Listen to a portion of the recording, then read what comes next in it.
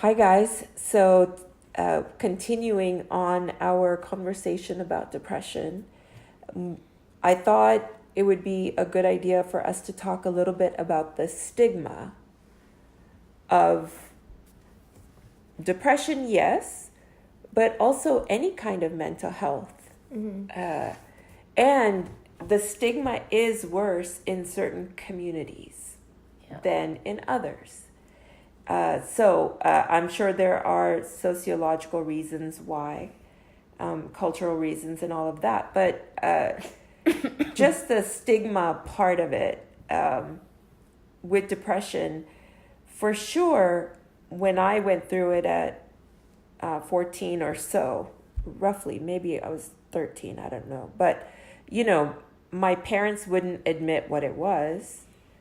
And even if they could admit it, they would never tell anybody because in my culture, this is not like, if you're depressed, you don't ever tell anyone.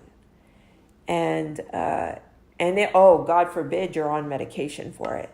Definitely don't tell anybody. And if you need a doctor, don't go to a doctor that you know or knows your family, right? Yes, for sure. Even if it's just therapy, not even like psychotherapy. It's like, well, no, because they're also from the Jewish community, or they know that person and they're married to someone in the community. Yes. So no, it can't be that person. Yeah. And so I remember when I told my dad, this is even when I was an adult, that I was in therapy or I was talking to a therapist, and he's like, why? You have me. Why pay someone? And how do I say, well, because you're part of the issue. And I don't want to tell you because it's not it's, you know what I mean? Like parents, I know I'm going to screw up my kids in some way. So they have the right to talk about it without worrying about taking care of my feelings. And I needed to talk about family stuff without hurting or worrying about hurting someone's feelings. Anyway, so yes, stigma. What do you guys know about stigma? Well, we just talked about this a little bit, but I grew up in Latin America, in a Jewish community in Latin America. So it was very close-knit. Everyone knows everyone. Gossip travels extremely fast. It was very annoying. And even though that was never a topic while growing up, even though it was all hush-hush, anything that occurred, like, don't tell anyone ever. I already lived in the U.S. when I was talking about depression and not feeling any mental health issue. Luckily, my mom, she's been more open about it because she went through postpartum depression. I don't know what she did to get through that. And my aunt, her sister, also had depression. Now she's like a totally different human being. I didn't know this back then. But my mom was always pro therapy, but never medication. So at least she was always like, okay, like if you need to get help, go talk to a therapist. Like she was supportive about that. But when like I was actually depressed and I knew that I needed medication, like things were not getting any better. Things were very bad last year. She and my aunt, who also took medication for many years, were like, no, you can't take medication. Like that's too much. You don't need it. You're not that bad. Because again, from outside things look much better. But when I actually started taking medication, my mom and my aunt don't tell anyone, especially my mom. You can't tell anyone. It's your thing. I understand the thing that you said, like it's your thing. You're going through it. Like you don't need to tell anyone. But it was more towards the lines of you can't tell anyone. Because people will know. And I don't know if it's because people will know and think badly about you. They'll think you're crazy, or I don't know. They'll think I'm a bad mother. Or like that family has all the issues. All families have issues. Yes, all families have issues. And everyone has some kind of mental health issue, or maybe not, or it doesn't matter. But it was always like, you can't tell anyone. Otherwise they will know. So there's a lot of shame involved in it, which doesn't help you heal. The hard part is, so when someone has heart disease or diabetes or any other physical illness, right? There's blood tests. They're like, you can measure, so there's a way of saying, oh, look at this piece of paper, this test result that shows I have X, Y, or Z. So we don't look at it as a failing of upbringing or parenting or whatever, or like you are a failure because, you know what I mean? Yeah, it's or genetics. Or genetics, is, yeah. You know, the same with depression, other mental health issues. Exactly. So even me, and I'm not saying it like I'm such a big deal or anything, but being in the mental health field, taking care of myself, I, for the longest time, did not let my other doctors know that I was also taking antidepressants.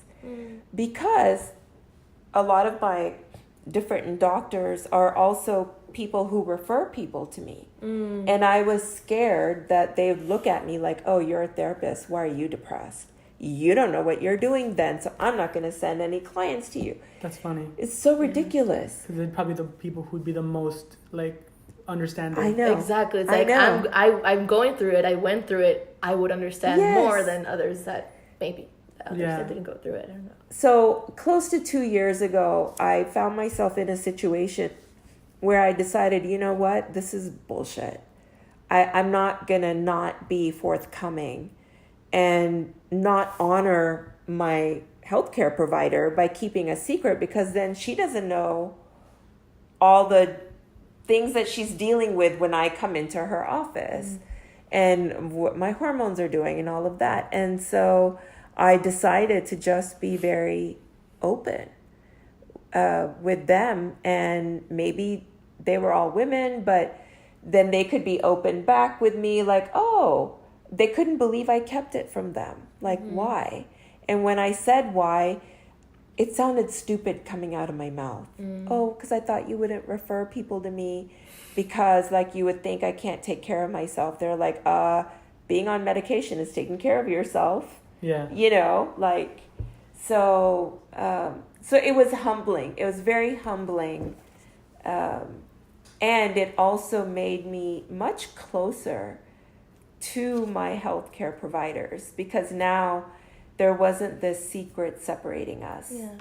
I had a similar experience with my friends, funnily enough, healthcare providers and friends. But I have one friend that I tell her everything, and I did tell her, like, when I was, like, starting the medication last year, and I was not feeling well, and she's like, I haven't eaten in weeks, and I feel like crap. That was a rough month, and she was there for me, and she did understand it, and luckily not, she was a psychology major, so she was very understanding. But even when I opened up to other friends, and that very recently I was like, well, I've been on medication for almost a year, they were like, oh, okay. Like, they didn't, like, it was a non-issue. Yeah, they were like, okay, like, it makes sense. Like, that happened to me too. Like, it's tough. You're alone in Houston. You've been, like, you've told us how hard it's been. Like, I'm glad, like, they didn't say it, but they were like, oh, good. Like, good, you're taking care of yourself. Yeah, exactly. Like, it was very positive when I was, like, even worried, like, my heart was beating a bit fast. It's like, I'm gonna say it now. And it was been there. fine. Yeah. It's a huge change from when, like, previous friends would be like you're walking on eggshells, like, are you gonna be okay with me saying this? Like, I'm going through these problems. They're just like, okay. And then, like, your next friends, like, just when they're so much more accepting, and like your world is just so much different and like comfortable, you know? Sometimes, like, I even spoke with another friend, because I told him also when I started taking the medication, and we were texting yesterday, and he was like, so how's everything going? How's everything with the depression? Like, we haven't talked in a while, and it's just great to, like, because you're so open, like, people will be out there for you, like, they care about you. They're not gonna be like, oh, this girl has issues, let me run the other way. Everyone's like, if they're friends, they're gonna be there for you, and they're there to support you. So it's you know, and I know this from the job that I do, is I get to hear things that my clients say that are very, very intimate, you know, views into their lives, into their own thoughts and feelings. And I'm so honored that they share of course they're paying for a service and all of that, but the fact that they're sharing their hearts and experiences, hearts and minds. When I share, I'm allowing someone else to feel honored in a way. Yeah. Like I trust them to share. Because that's how I feel when my clients come in, like, oh, you trust me to help you, and walk with you through this shitty time in your life or whatever. And for me to reach out, it's a similar thing, but I forget because I'm not on that other side. But I've, been doing this long enough now. Anyway. But yeah, that's exactly how the reaction I've gotten from friends. They're like, okay, like they just open their eyes and lean forward. It's like, I'm here. Yeah. Tell me anything that you want. Oh. Yeah. It's such a loving feeling, isn't it? And it is. And looking back, like every time I know sometimes that my friends are going through a rough time, either did they disappear or they like say specific things like, she's going to have a breakdown in 2 weeks and I will be there for her. And even in those times, I'm always like there for them. Yeah. So why would they not be there for me if I'm also going through a rough time or anything, whatever it is that's happening, even in good times too. It's an amazing feeling to be able to like recognize that you're in your friends, like they might be going through something, and just send them a message like, hey, I'm here for you. Yeah. And you can see how much it affects them. Yeah. Just being there for someone else like is worth so much. It's what we were designed to do. We were designed to connect to others and really really always be in a tribe, and tribe, I think we forget that we're all part of like the human tribe, not necessarily just your political party or religion or culture, but the other part of us that is, we all bleed red, so to speak. Yeah. That there is this connecting force that all human beings have. Yeah. Same with animals. I mean, I can't look at a dog in the face or look at a dog's eyes and not feel that thing, like, wow, such unconditional love. It's a living being. Yeah. Mm-hmm. I think about that fairly often just because, like, it's really cool just changing locations and immediately changing perspectives. Yeah. But understanding the entire time that, like, you're still surrounded by humans. And, like, you're still, like, connected in that same way. Yes. So there shouldn't be, like, any boundaries between, like, connecting with new people, Yeah. And it's hard, some of us are introverts by nature. Mm-hmm. And so to venture out of our nice little comfortable, it's hard shell, to venture out and risk, because it feels like a risk. Yeah. And if we've not grown up doing it, we don't know that there's a reward, right? So it's risky to kind of step out of yourself and connect. And it can also, that can be done in a very, like, what's this? Heartfelt? Introspective way. Oh, yes. Because that other human beings are like you. You see the humanity in them, and you don't have to necessarily interact with them, but just by knowing, hey, they may look great. I see it all the time, like, especially with people that are like really happy and joking all the time. I'm like, you're probably suffering so much inside, and I'm really sorry. So, like, I don't know why I do this, but especially to very happy people, say there's something wrong with you. It's not necessarily, why are you so happy?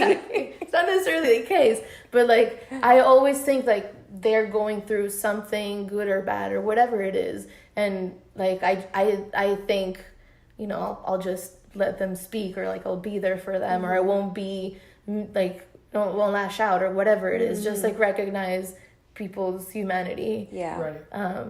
You don't have to talk to them, because I'm also introvert. Like, I was like, you're there, you're human. It's like, it's okay. But 90+% of our communication is nonverbal. And so for introverts, we don't have to necessarily talk. We can just feel connection, and other people can feel it, but again, we have to look up maybe from our phones Yeah. Sometimes. Oh yeah. It's really weird because like I do have friends that I've met online and like have only ever interacted with on the phone, and there is that layer of communication that's missing. Yeah. 100%. Yeah. This is why I have friends that are literally spread out over the world. As a Venezuelan, you know, we're all over the place, literally.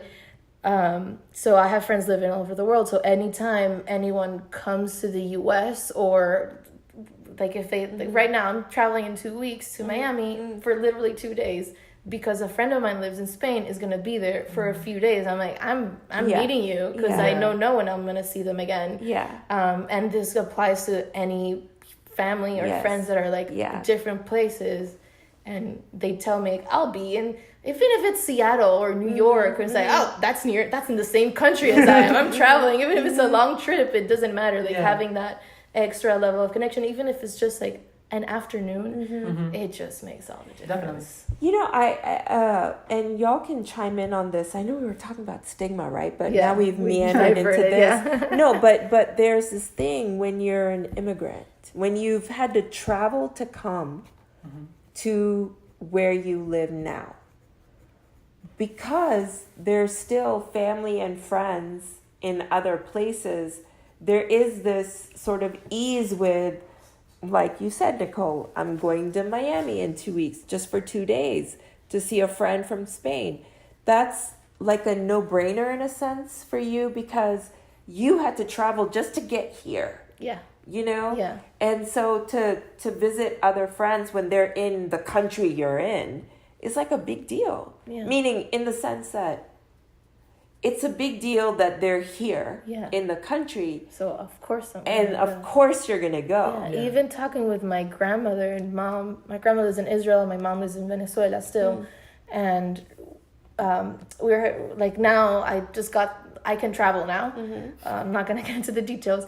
But everyone was like, oh, so now you're going to travel, right? You're going to go to New York because I've lived there before. I have a lot of friends there. You're going to go to DC to visit your best friend. Like, oh, you're going to go to Spain. I have a bunch of friends there too. Like, yeah, let's go. Like, of course you're going to travel. Like, it's like part of our, like our life. It's obvious that we're going to visit people. Yeah. I mean, I'm lucky enough that I can. Yes. And that I could have the work flexibility too. Yeah. So, but it is part of. It's that, just it's so. That, yes. Yeah. I don't know how to put it into words, but it's obvious that I'm. Well, you know, when I was talking with my uncles, they were like, "Oh, okay, now you need to go to Chicago to talk to that uncle, and then you need to go to England to meet with these people, you know, that are your family." And for them, it was like, "Well, yeah, you're gonna go here, you're gonna go there, because."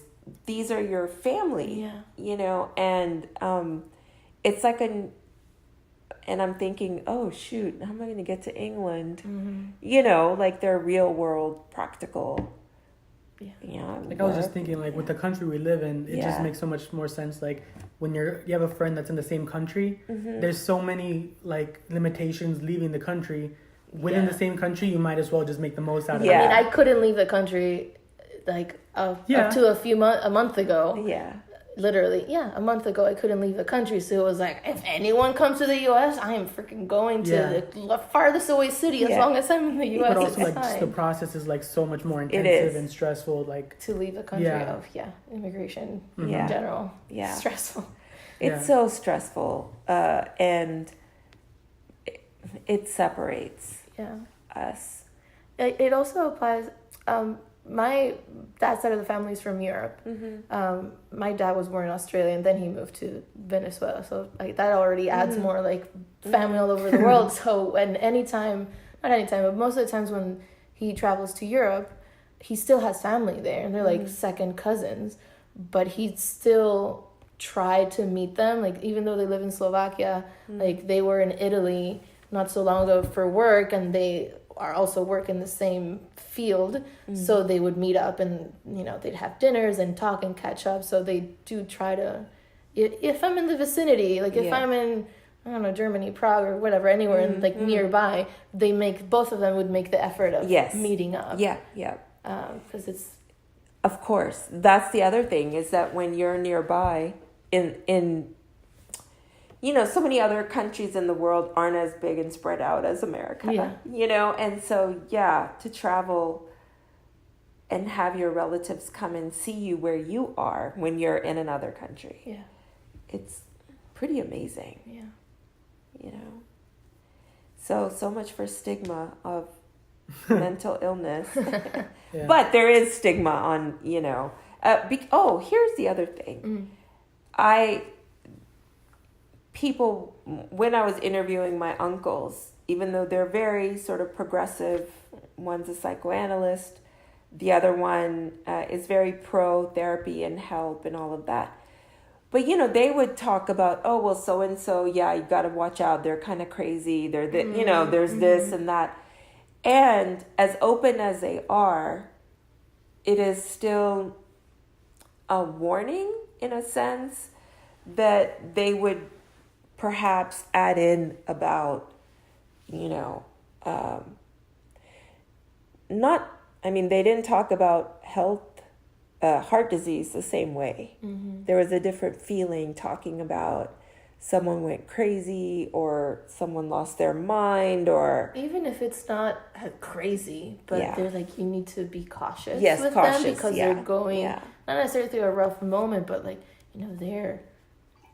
have anxiety, so you have to be careful with what you say around them. So it's a crutch. Yes. And, they see it as a crutch, and you will always have it, and so you have to be cautious around those people that have those mental health issues. Yes. But mental health issues, we're learning more and more about that. And until we get into the x-rays and the blood test results and all of that. That's super exciting. Until we're there, the only thing we can think to do is speak about our own challenges without shame. Yeah. To normalize that it happens to everybody, and to encourage other people to open up. And luckily, somehow when celebrities start opening up about their own struggles, it gets to be, because they have such a platform. Yeah. And you always see them. Looking perfect and traveling and blah, blah, blah, when they don't look as they are on Instagram. It's not your highlight reel all the time. No, exactly. Life is hard. Life is hard. And it doesn't matter what kind of life you have. There are always times when it is challenging. Yeah. And it sucks and it's hard and you think you should be grateful and you're not, and blah, blah, blah, all that other stuff. Yeah. So, anything else y'all want to add? Yes. Regarding stigma. Hmm. Don't listen to what people say. Mm. Sometimes you do, but if your heart or your gut is telling you, I know I need help, I know things aren't fine, or whatever it is that your heart or gut is telling you, then do it. Because it took me a while. Last year, like I said, I started taking medication, and I told my aunt and my mother, who both went through depression. My aunt used to take medication. My mom, I don't think she ever did. I doubt she did. They were like, no, Nicole, you can't take medication. You're not in that shape. You're doing fine. And I still was like, no, I know I'm not okay. I know I need help. Of course I was afraid. I didn't want to go to a psychotherapist and be like, you're crazy. You need medications or something wrong with you. I had that stigma of myself. And I still went. I just gave it a try. I never said I was going to do it or not. I went with no expectations, with an open mind. And just to see if there was a way to not feel so shitty all the time. Yes. So looking for other options. Maybe this is not for you. Maybe it is. It was for me, and I was grateful it worked the first time and I didn't have to switch around. But it's worth the try. If your heart is saying things aren't okay, try it. Try anything. You never know what could help. Yeah, and if you're in school, talk to the school counselors. And if you're in college, also some Like I did not have I had the opportunity to go to, when I was in my master's degree, go to the counseling center. I don't know what it's called. And I didn't. I could have, but I didn't. And so I was like, no, I'll be okay. I'll be tough and I can do journal this alone and everything will be okay. Especially in college, there's so many opportunities that like you're paying for. Yeah. Yes. And so they're there. It just makes sense to take advantage of. And you hear it all the time. Because a lot, like at least when I was in college, because school was very tough. It was an engineering school and a lot of international students were there. They said all the time, like, if you see your friends are in danger, like, and they emailed, like, every, like, finals week around that time, there were several emails about it. And everyone's like, it's okay, I don't need it. But sometimes listen to it. Yeah. And there are support groups online. I think if you don't have access, now just about everybody has a smartphone. We have connection to something online where you can reach out for help. Yeah, you can be even anonymous. Yes. You can, there's something as simple as some kind of like a forum or blog, or just, there's like Talkspace and those type of like text therapy services. I even remember signing up to that a long time ago. And I didn't do it. It's like they don't even know who you are. Like it doesn't matter. Like you're just like just venting to someone. Yes, it works for people. Yeah, it's very important. Yeah, just like getting it out is the first step. Getting it out, saying it out loud. Also, to me, journaling worked more. But for some people, maybe they need that's another like a conversation. Yes, or like making sure someone's listening. Yeah, everyone's different and uses different ways of. Because like for me, there was just like so much like in my head that before I could even process anything, I had to like find an outlet to get it out. Yeah, for sure. And like just everybody has their own outlets. Or art therapy. Therapy, music therapy, art therapy. Yeah, or and sometimes it can be movement. Just movement. For sure. Even if you're dancing alone in your room, like just something. Anything. It's gonna feel weird, but keep doing it. You'll feel fine. I know. It's you're worth it. Yeah. Your peace and your life, they matter. They're important, and we're all human, trying to kind of do the best we can as we maneuver through life and all that comes with it. If we're lucky enough to be living, So don't forget that you're worth it. And if you suspect something's going on with you, say something, write something, Google something, Yeah, you have everything at your fingertips. Yes. Like any kind of information. Okay, well, thanks again for listening. And we'll see you next time. Bye. If you heard something today that resonated with you, please share in the comments or send us a review. If there's someone you know that could benefit or be impacted by our conversation, don't keep us a secret. You can follow us on Twitter and Instagram at I Am Dharma Talk. And our website is dharmawellness.org/I Am Dharma Talk. Until next time.